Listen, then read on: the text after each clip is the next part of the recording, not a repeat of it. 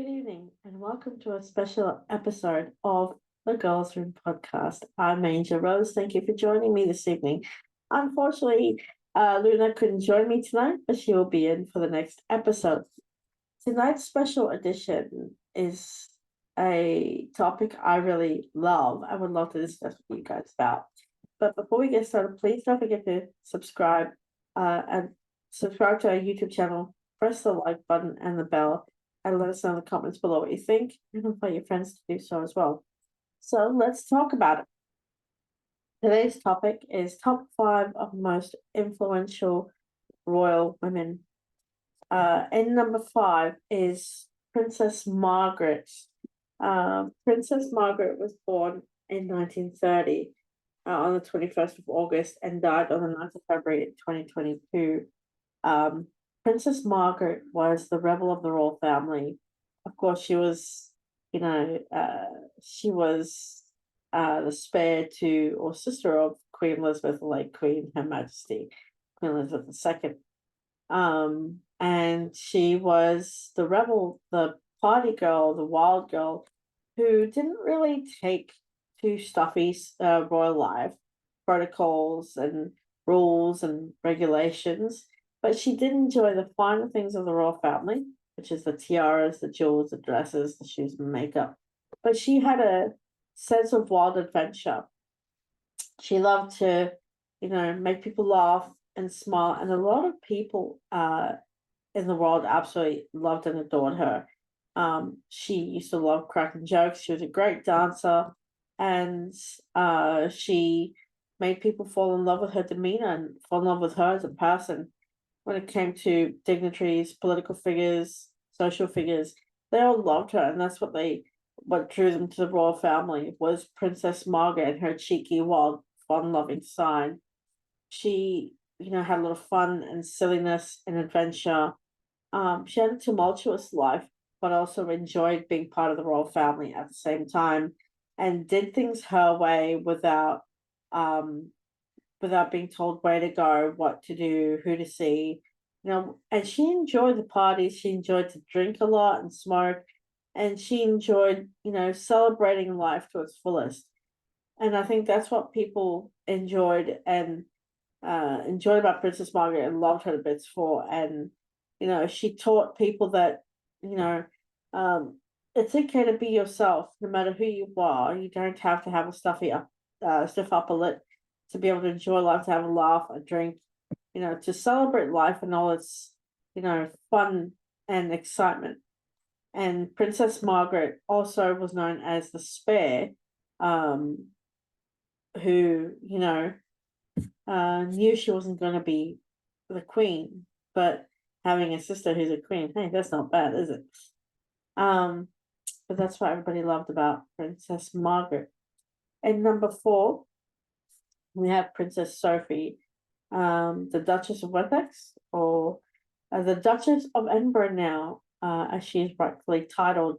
She was born in 1965 in Oxford and worked for Capital Radio, sorry. Princess Sophie, I believe, was a journalist who married into the royal family, married Prince Edward, the youngest son of Queen Elizabeth, and they have 2 beautiful children together.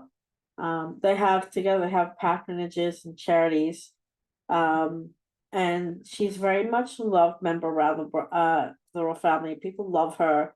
Her similarities to Princess Diana, and with her looks, her beauty, her charm, her warmth, her comfort, her strength in numbers, her tenacity, her hard work, her poise and elegance and shine. She really is the essence of princess, and very dignified and very quiet, and doesn't look be there for attention. Princess Sophie does things on the quiet and is relatable to a lot of people, and she knows that people are watching and listening, and she does it with grace and humility and understanding. That's what people love about her. And I think she's incredibly beautiful and very smart, well learned, educated, and just a perfect person for the royal family. And kudos to her for becoming the Duchess of Edinburgh. And number 3, we have the late Princess Diana, who, mind you, had royal blood in her. She came from an aristocratic background. She was part of the Althorpe family, a bit higher than the British royal family.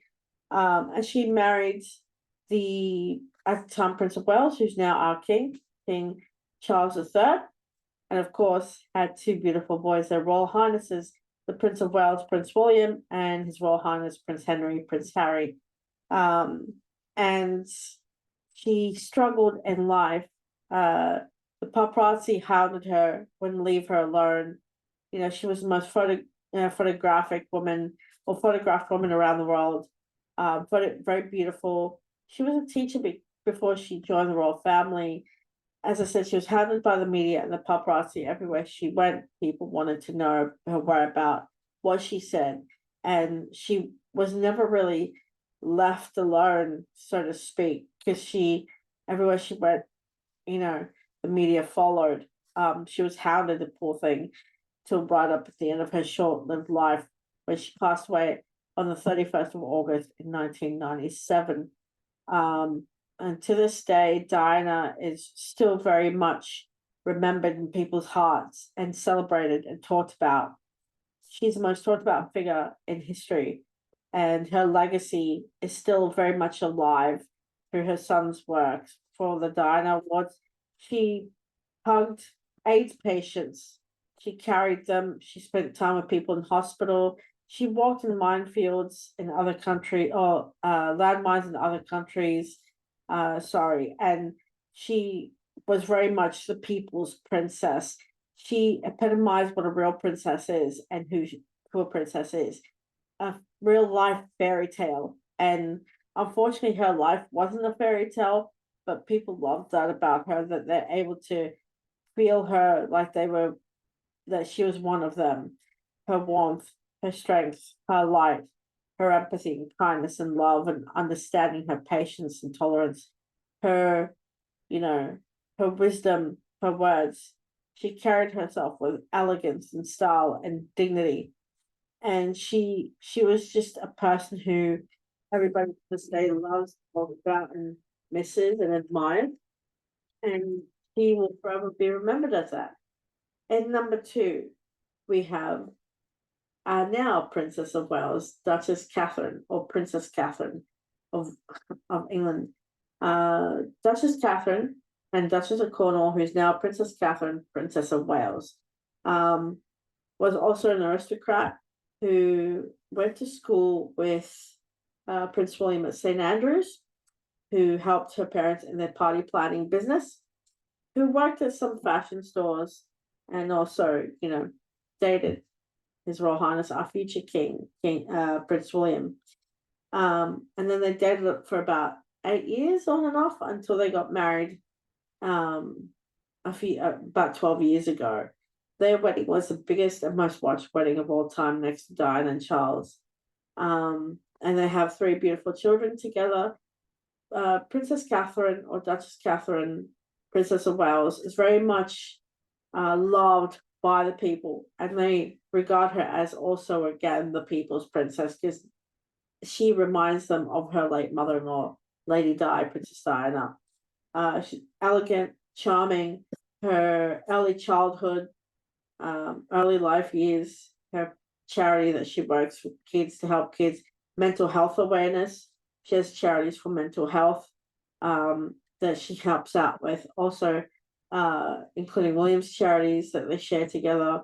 She's very well spoken, well learned, kind, compassionate, hardworking member of the royal family, and very relatable. And she's stylish, and she's just a perfect fit. And she's been very much loved by the British royal family and around the world.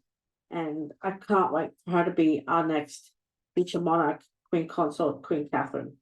And finally, in the number 1 spot, the top most influential royal woman, in my eyes, is Her Majesty, the late Queen Elizabeth, born 21st of April 1936, and passed away, unfortunately, it's September the 8th, 2022, born as Elizabeth Alexandra Mary to King George VI and Queen Elizabeth, the Queen Mother, sister to Princess Margaret, was the most photographed woman around the world.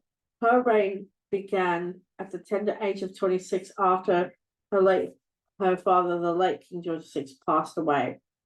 And she became queen when she wasn't meant to be, because her uncle was king at the time before he abdicated to Wallace Simpson.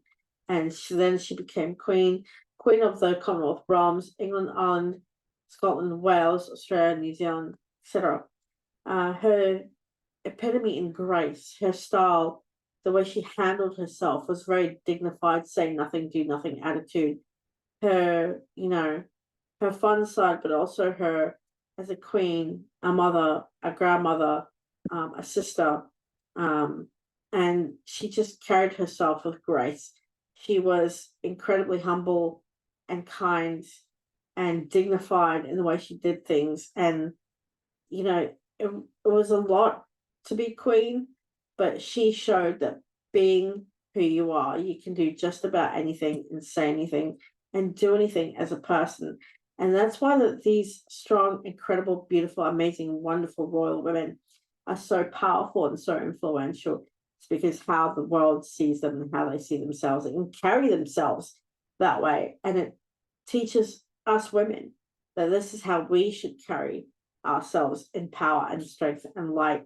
And that's why I absolutely love doing this topic, because as someone who loves the royal family, the monarchy, this is my favorite top 5 influential women. And that's all I have for you today. Thank you so much for joining me. I look forward to joining you guys again soon with myself and Luna. And as we prepare for the next podcast, until then, please stay safe. God bless. And I'll see you in the next podcast.